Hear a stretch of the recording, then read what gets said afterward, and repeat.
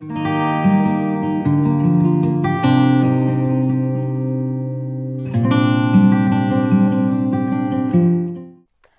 à tous et bienvenue dans cette nouvelle vidéo. Aujourd'hui je vous retrouve pour le deuxième update lecture du mois de mai. Et au programme on a de la romance et de la dystopie. Mais sans plus attendre, commençons avec le premier roman que j'ai lu, à savoir Oni, le second volume d'Au-delà des mots de Pauline Tinibso, que j'ai à nouveau lu en lecture commune. J'étais pas hyper chaude à l'idée de poursuivre la lecture commune dans le sens où pendant que je lis ça, je délaisse complètement le reste de ma pile à lire. D'autant plus que dans cette lecture commune, honnêtement, moi je suis vraiment complètement à la ramasse. Généralement, je termine le livre vraiment après les autres. Je participe pas toujours au débrief qu'on se fait de temps en temps parce que j'ai pas le temps de lire au même rythme que les filles. Et du coup, est-ce que vraiment on peut toujours appeler ça une lecture commune? Je sais pas trop. À chaque fois, là par exemple, au moment où je vous parle, on est en train de lire le tome 3. Il y a des nanas qui l'ont déjà terminé, moi je suis au chapitre 7. Et il me semblait que pour ce soir, il fallait lire jusqu'au chapitre 15, mais les trois quarts l'ont déjà terminé, et du coup, je pense que ce soir, va y avoir le débrief final, et j'aurai encore une fois pas du tout suivi le truc, et je vous cache pas que ça m'emmerde un peu. Voilà, accessoirement, j'ai quand même pas mal de livres dans ma palle, et avancer sur des livres qui ne l'étaient pas, ça me fait chier, mais en même temps, les livres, je les aime bien, donc forcément, voilà, je me laisse prendre au jeu.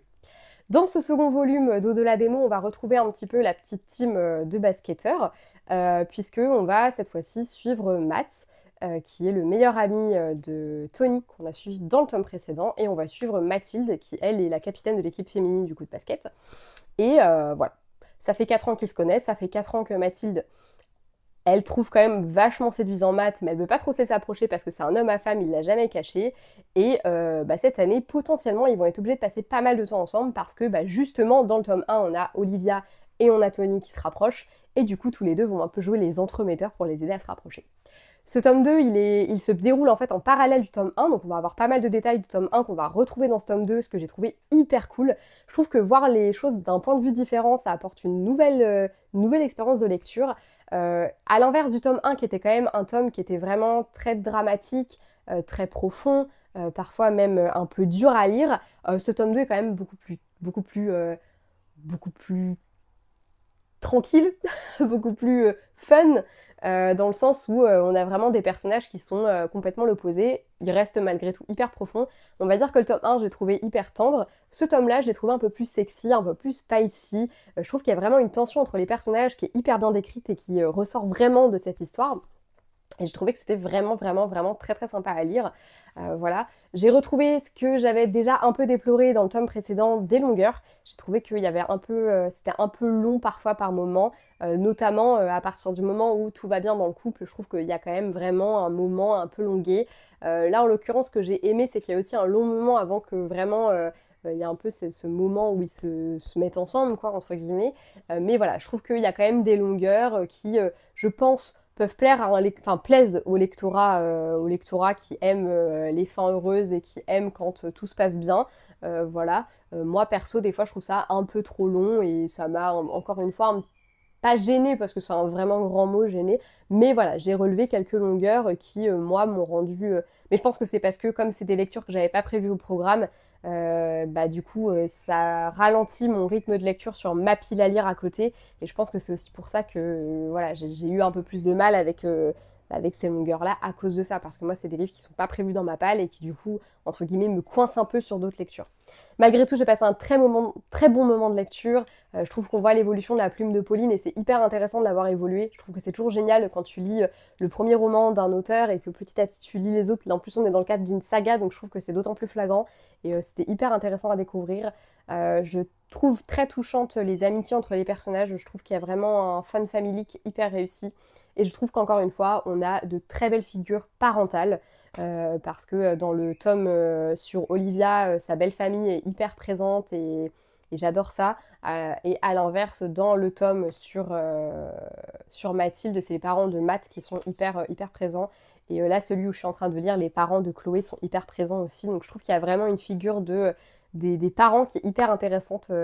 Et on sent que c'est un schéma récurrent que Pauline a voulu reproduire avec des liens avec les beaux-parents qui sont hyper touchant. Et pour en avoir discuté avec elle, c'est aussi parce que elle-même, elle est très proche de ses beaux-parents. Donc du coup, je trouve que c'est un bel hommage qu'elle leur rend et qui transparaît vraiment dans la lecture. Voilà. En tout cas, c'était une bonne lecture que je vous conseille évidemment de découvrir. C'est une saga vraiment très sympa avec un petit groupe d'amis hyper cool qu'on adore retrouver, des moments très tendres et des moments très spicy aussi. Franchement, la tension entre les deux personnages, je la trouve vraiment très bien décrite. Elle monte crescendo et c'est vraiment, vraiment, vraiment cool. Le deuxième roman de cette update lecture est un peu moins romantique puisque j'ai lu La Menace, le tome 2 d'Extramuros de Noémie Bourgois. Et pour le coup, on est dans un univers dystopique. Dans cet univers, il va y avoir deux zones. Une zone de privilégiés, des gens qui vont avoir de l'argent, de quoi manger à leur faim, un toit sur la tête et la climatisation dans un monde où le soleil brûle encore plus fort que chez nous. On est vraiment sur notre monde, mais dans quelques années, ma foi. J'allais dire quelques centaines d'années, mais à mon avis, ça va arriver beaucoup plus tôt que ce qu'on imagine. Voilà, disons que nous, les moments caniculaires où on se plaint, bah eux, c'est à peu près tout le temps. Voilà. Il y a des créatures un peu cheloues qui potentiellement ont émergé de tout ça. Enfin bref, la planète a pris un sérieux coup. Et du coup, maintenant, tous les humains sont regroupés dans un même endroit. Seulement, dans cet endroit, il y a évidemment deux zones. La zone des privilégiés et à l'inverse, la zone qui est celle où on meurt probablement le plus facilement et où tous les pauvres sont entassés et on se soucie pas trop d'eux. Mais, on n'est pas trop pute au gouvernement. On leur propose de participer à des jeux qui ont lieu tous les mois. Tu peux t'inscrire à partir du moment où tu as 18 ans et si tu es tiré au sort, tu pourras participer à ces fameux jeux qui te permettront potentiellement de te voir offrir une place de l'autre côté parmi les privilégiés. Franchement, c'est cool, hein. Seulement dans ce jeu, ce qu'on te dit aussi en petit caractère, c'est que potentiellement tu peux crever. Des fois, il va y avoir un participant qui va gagner, des fois, il va y avoir plusieurs.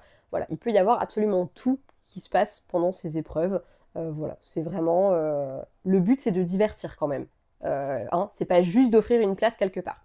Ça vous rappelle un peu Hunger Games, c'est normal, la vibe est complètement Hunger Games et c'est ce que j'ai adoré. Dans cette saga, on va suivre Anaël qui désespère de sauver son père et qui, dès qu'elle a 18 ans, va s'inscrire pour pouvoir participer à cette fameuse épreuve. Son objectif, passer de l'autre côté pour pouvoir aider son père à être soigné, pour avoir les moyens de soigner son père. Voilà. Évidemment, je vous passe les détails parce qu'il s'en passe pas mal. Et ce second tome, vous vous en doutez, on va vraiment mettre à jour un petit peu cette dystopie, on va vraiment avoir une héroïne qui va découvrir plein de choses qu'elle ne soupçonnait pas ou en tout cas qu'elle ne voulait pas voir parce que de toute façon dans sa condition jusque-là, elle n'avait pas forcément la possibilité de faire quoi que ce soit. Donc même si tu trouves les choses injustes quand c'est comme ça, bah voilà, hein, tu peux pas faire grand-chose donc tu te contentes de fermer les yeux sur les choses pour lesquelles tu ne peux rien faire. Et voilà, ce tome 2 du coup dégueule d'action, genre vraiment il se passe un truc quasiment tout le temps, t'as pas du tout le temps de t'ennuyer, c'est vraiment hyper intense en action. En révélation aussi, à plus d'une fois je me suis sentie un peu sur le cul, mais aussi parce que du coup entre le tome 1 et le tome 2, il y a des personnages entre guillemets nouveaux qui vont apparaître et il y a surtout le fil conducteur reste le même, mais je trouve qu'on a vraiment deux intrigues hyper différentes. D'ailleurs, je trouve que c'est hyper bien, ça rejaillit vraiment dans le titre, puisque le tome 1 s'appelle L'épreuve, et en effet, c'est Anaël qui veut participer à l'épreuve, et on va suivre vraiment toute cette histoire autour de l'épreuve, autour de ces jeux un peu morbides. Et La Menace, je trouve que c'est également très parlant, parce que là, on est un peu, on va dire, c'est comme si Anaël était passée de l'autre côté du miroir et qu'elle voyait vraiment ce qui se passait de l'autre côté. Et voilà, d'ailleurs la menace, ça peut prendre à peu près toutes les formes, puisque la menace, c'est notamment une espèce de créature qui rôde et qui potentiellement cause de très très gros dégâts, voilà, quand elle passe. Hein. Voilà. J'ai adoré cette saga, je l'ai trouvée vraiment très très très très bonne, ça m'a redonné envie de relire de la dystopie, parce que c'est un genre que j'ai pas mal lu à l'époque de Hunger Games, Divergente, tout ça, c'était à la mode et du coup il y en avait beaucoup qui popaient et j'aimais beaucoup ça, mais j'en avais pas forcément lu depuis un long moment, depuis à peu près cette période-là du coup, et j'ai vraiment adoré redécouvrir les dystopies, redécouvrir un peu tout ce que j'ai aimé des dystopies à l'époque. Je trouve que ouais, c'est un très bon... c'est une très bonne dystopie qui s'inscrit dans le genre de Hunger Games notamment,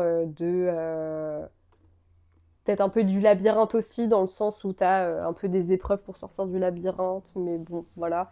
Enfin, pas non plus très très... Non, Hunger Games, je pense que c'est le plus parlant. C'est vraiment le plus parlant et c'est vraiment une très bonne dystopie. Je trouve que l'univers est vraiment bien construit sans être trop complexe. J'ai trouvé que c'était vachement intéressant, encore une fois, Enfin, le choix du titre, moi, m'a beaucoup plu parce que je trouve vraiment que tu déplaces un peu la vraie menace au fur et à mesure que tu avances dans le texte. Il y a des personnages qui sont très intéressants, c'était vraiment cool.